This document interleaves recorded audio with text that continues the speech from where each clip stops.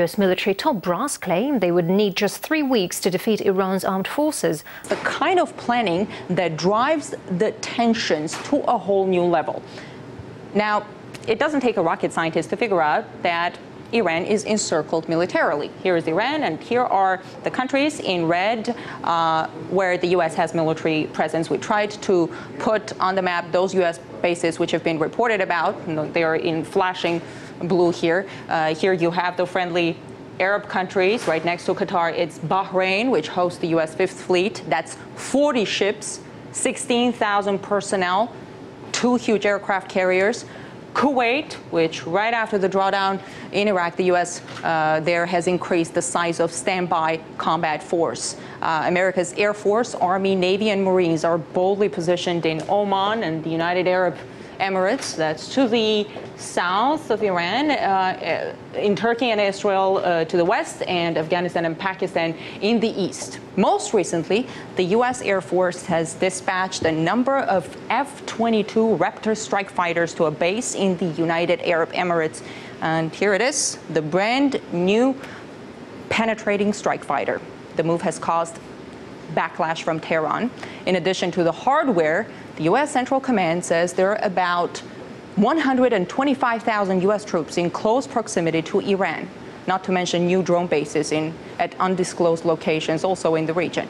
U.S. officials say an enhanced presence in the Gulf is meant to serve as a, quote, quick reaction contingency force, not simply as a prelude to war. But the buildup seems to exacerbate the hostile talk, which may at one point turn into an all-out confrontation.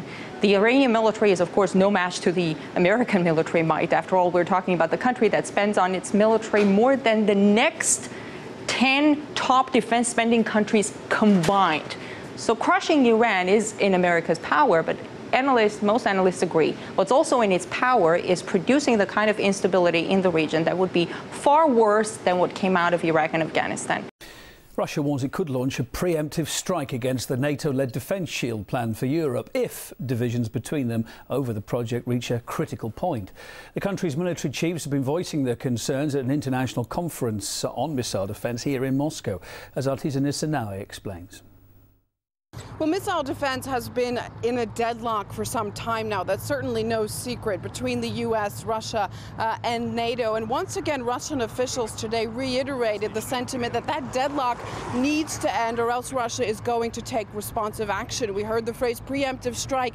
This is pretty harsh rhetoric we're hearing from Russia. They're very serious about their concerns, their national security concerns being taken into consideration by NATO and the U.S. We also heard from officials that if some kind of compromise isn't made, that they're warning of, in fact, another arms race. So very strong words coming from Russia. What they're hoping to come out of this 2-day summit is, first of all, to prove that these so-called rogue states like Iran and South Korea, which the U.S. and NATO say this missile defense system, which is well underway in Eastern Europe, in Poland, Romania, even as far as Turkey, that Russia has research and is giving basically officials details on why they believe those two countries certainly don't have the missile capabilities to reach Europe. So a lot of questions surrounding the goals behind this defense system so close to Russia's border, and also showing a computer model of why exactly this missile system poses a threat to Russia's national security in detail. This is something Moscow has been trying to convince the two of through dialogue for years now. Washington continues to stress that the system is not against Russia, like I said, that it's against Iran and North Korea, but Russia just isn't convinced. Let's not forget that hot mic that we heard in South Korea, where Obama told Medvedev, hang in there, I'll be ready to compromise after the election. And of course, it's an election year in a lot of countries across the globe in 2012, and officials certainly understand that. So what we're going to hear most likely as this 2-day summit wraps up is baby steps. We're ready for dialogue, but how far both sides are willing to compromise is still very unclear.